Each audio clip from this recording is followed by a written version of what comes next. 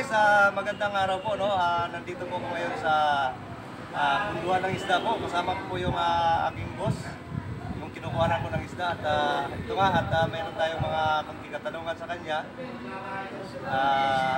Tungkol dito sa gaganapin naming Christmas party. Ayan, at marami siyang pamimigay sa mga tauhan niya. Tulad namin, tulad ko. Yan, nakikita nyo na dito sa may likuran ko, no? And so, ngayon boss, ano ba yung mga pamimigay mo ngayon? Merong bigas, racer,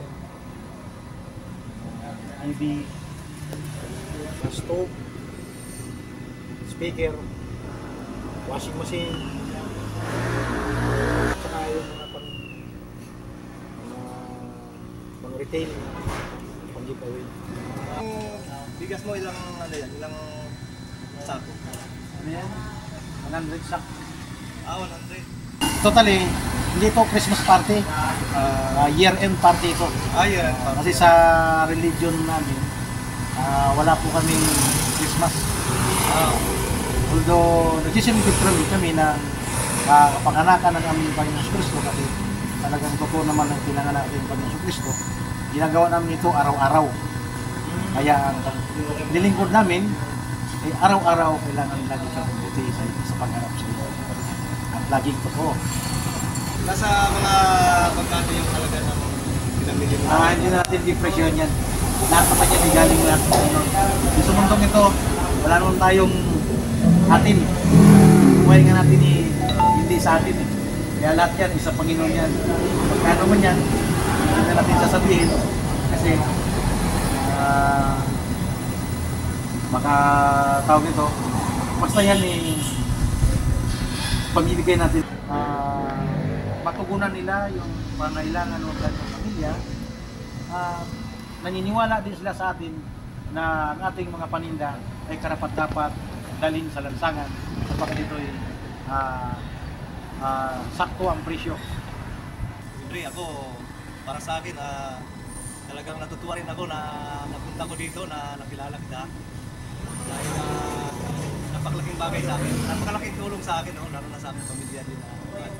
Mula nung dito na kumukuha ng isda, siyempre hindi na ako napapago para punta sa malayo, no, para makagawa ng isda. Kaya napaka-dispo na nakilala kita. Ayan, sana malayo pa yung ating pagsasamahan.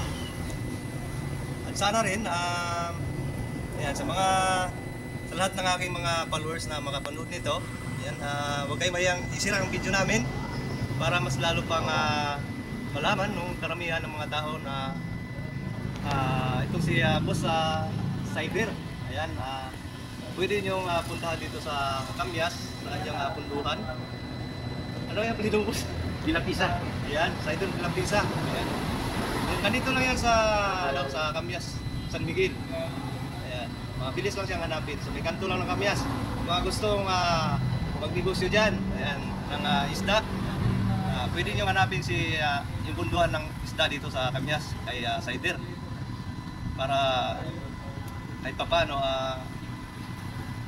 magkaroon din kayo ng hanap buhay ba, tulad ko. Panoorin nyo hanggang dulo ang video na ito at ipapakita ko sa inyo kung sino-sino yung mga maswerteng mabibigyan, no? Lahat naman mga pag-uwi.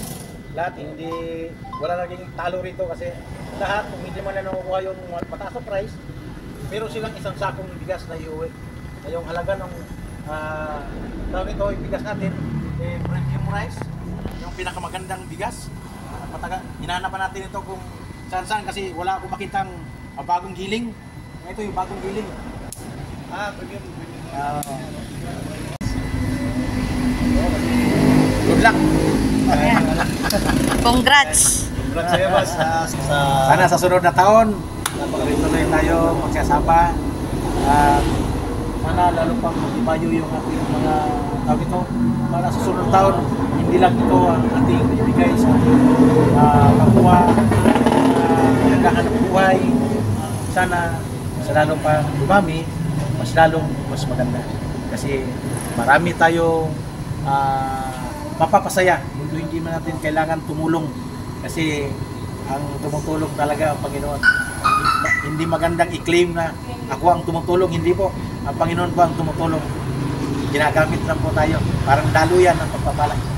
Kaya at meron pong sumasaya, papasalamat po tayo sa Panginoon. Congratulations po.